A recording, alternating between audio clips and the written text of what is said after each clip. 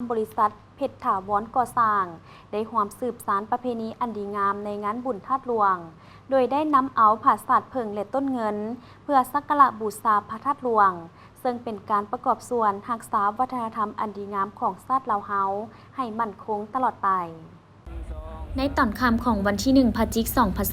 2025ซึ่งเป็นมื้อทำอิฐของบุญนมัสการพระธาตุหลวง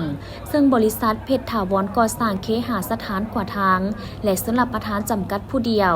นำโดยท่านนางเพชรสมรเพ็งสวัสดิ์ประธานบริษัทได้นำเอาผาสาดเพิงและต้นเงินพร้อมด้วยขันบูชาเพื่อนำมาสักการะบูชาองค์พระธาตุหลวงเวียงจันทร์ตามฮิตของประเพณีอันดีงามของชาติลาวเฮาเนื่องในโอกาสบุญนมัสการพระธาตุหลวงเวียงจันทร์ประจำปี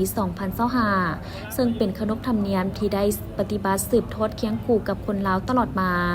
บริษัทเพชรถาวรก่อสร้างจำกัดผู้เดียวเป็นบริษัทหนึ่งที่มีส่วนร่วมในการจัดงานวางแสดงและจำหน่ายสินค้าในงานบุญนมัสการพระธาตุหลวงเวียงจันทร์ในเขตที่ตนได้รับผิดชอบเขตสีเขียวเบื้องวัดธาตุหลวงใต้และสร้างสิ่งอำนวยความสะดวกต่างๆให้มวลชนชาวนครเวียงจันทร์ก็คือนักท่องเที่ยวทั้งภายในและต่างประเทศได้มาเที่ยวชมงานบุญพระธาตุหลวงประจำปี 2025ให้มีบรรยากาศเบิกบานม่วนซื่นและรักษาได้ฮิตของประเพณีอันดีงามของชาติของพุทธศาสนา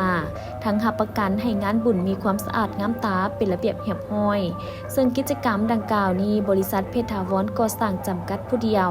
ได้จัดขึ้นทุกปีในโอกาสงานบุญพระธาตุหลวงเพื่อเป็นการประกอบส่วนรักษาวัฒนธรรมอันดีงามของชาติลาวเฮา